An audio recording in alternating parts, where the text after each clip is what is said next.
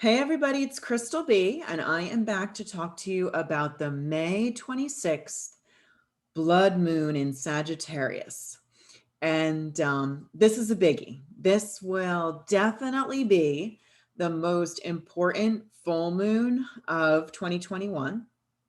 A blood moon is, I know that that could raise a lot of fear in some people. I really kind of want to explain a little bit more about what a blood moon is, because a blood moon really is another way of saying a total lunar eclipse. This full moon registers in as a total lunar eclipse. It is not only a total lunar eclipse, but it's actually a super full moon on top of that. So this is an amped up moon, and there's no way, shape, or form around it. Like there's a lot going on. And I have to tell you that nearly every single planet has something to say in this full moon, amped up full moon, blood moon. It's also a flower moon, which, it really, there's so many connotations to the way that we can, or adjectives or ways to describe something. I think that there is something beautiful in this picture. I think that there's something driving, amping, and definitely important to become aware of, because just with any full moon story, there are pros, there are cons, and there are things to become aware of in order to use the energies to your advantage.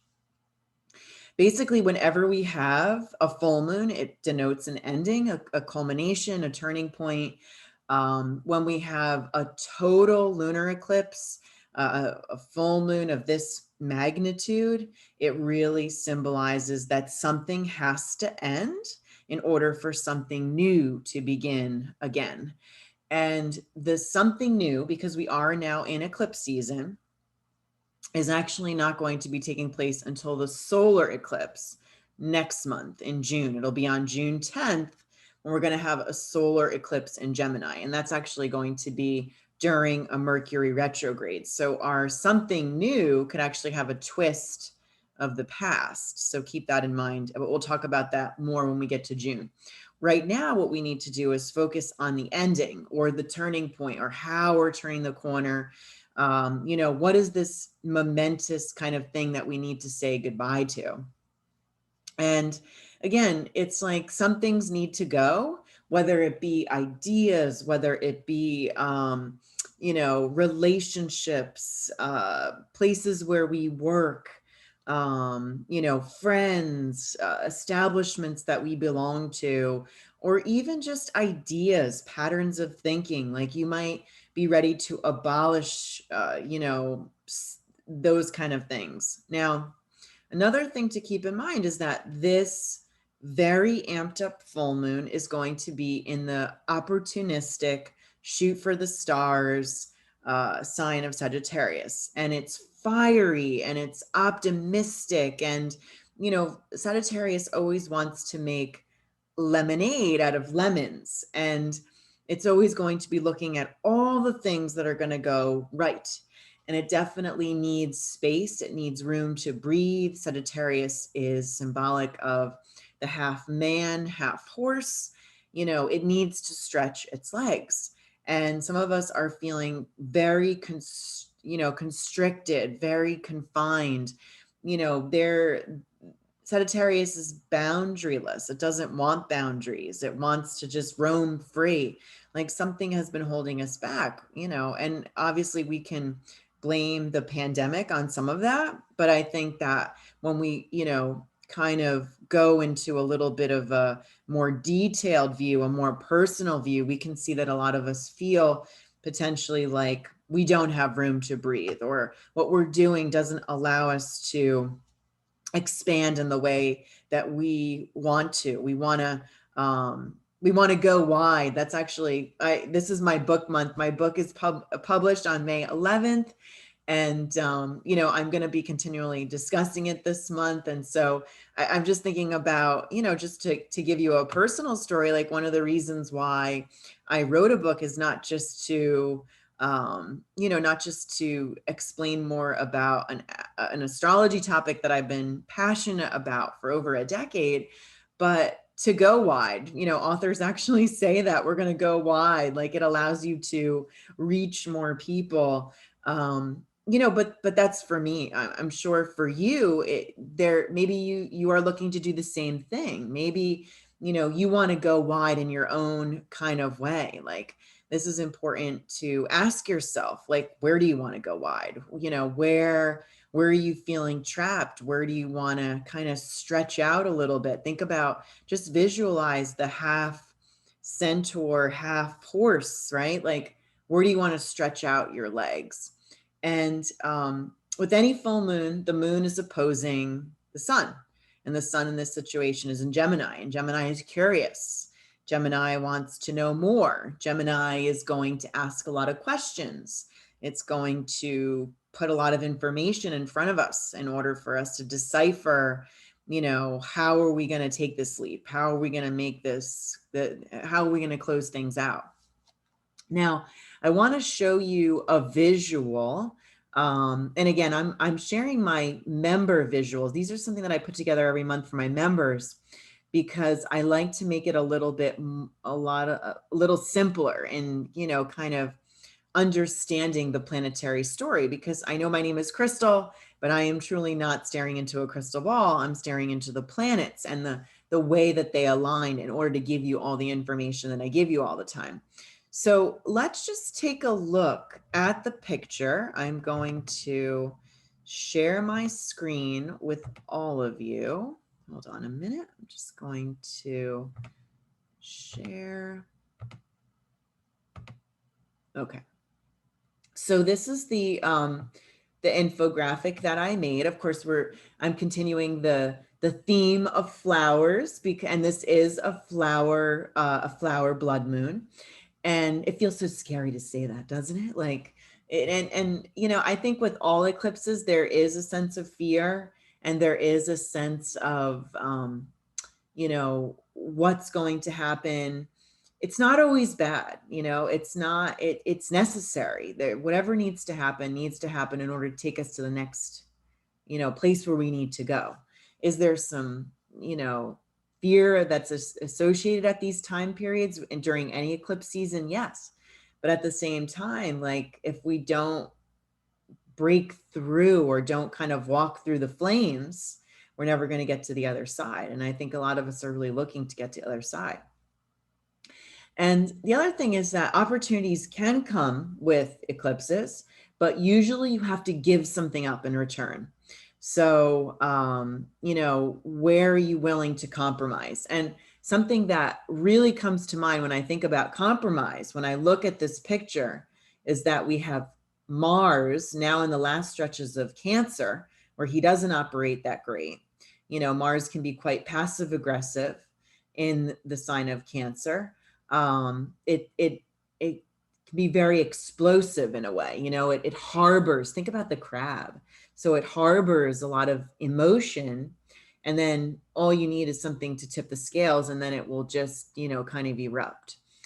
And there is an eruption that could possibly happen here at this, you know, at this super full moon, is amped up moon, because Mars is actually opposing Pluto. So that's something to keep in mind. Like, compromise is going to be necessary and limitations are in play. But the more pronounced theme is going to be the moon blooming in Sag, you know, fiery, opportunistic, expansive, boundaryless. Let me make lemonade out of my lemons, opposing the sun in Gemini. And these two are going to be in what's called a T-square, a tension builder, with Jupiter now, who is in Pisces.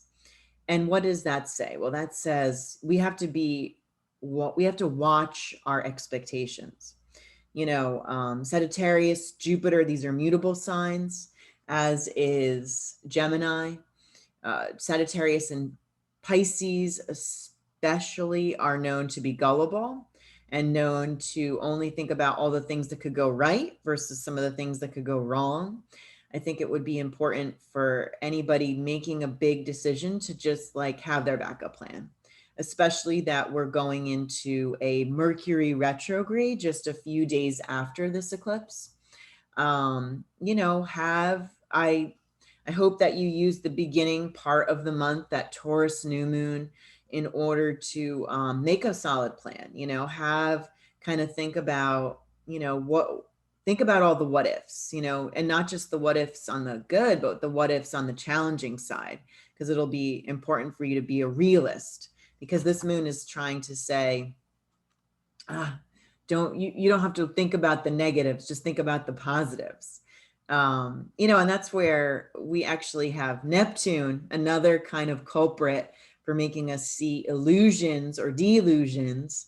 He's not working well with Mercury or Venus.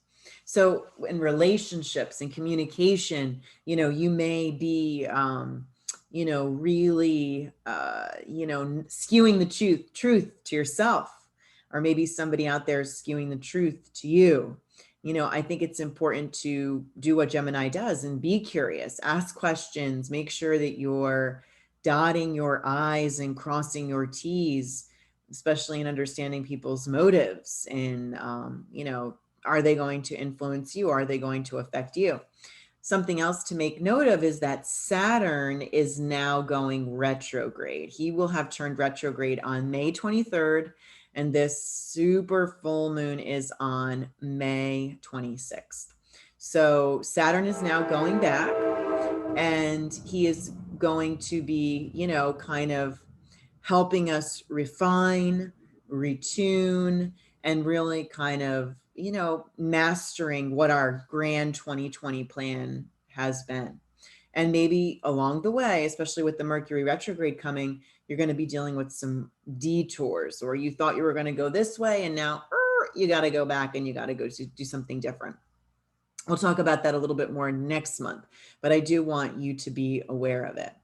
And then one last thing that I want to mention is that Chiron, still traveling through Aries, is actually going to be supporting the moon in her efforts to be a cheerleader, to, you know, cheer you on to whatever it is that you want to do, whatever it is you want to accomplish, wherever you're looking to close something out, wherever you're looking to turn the corner, take something to the next level.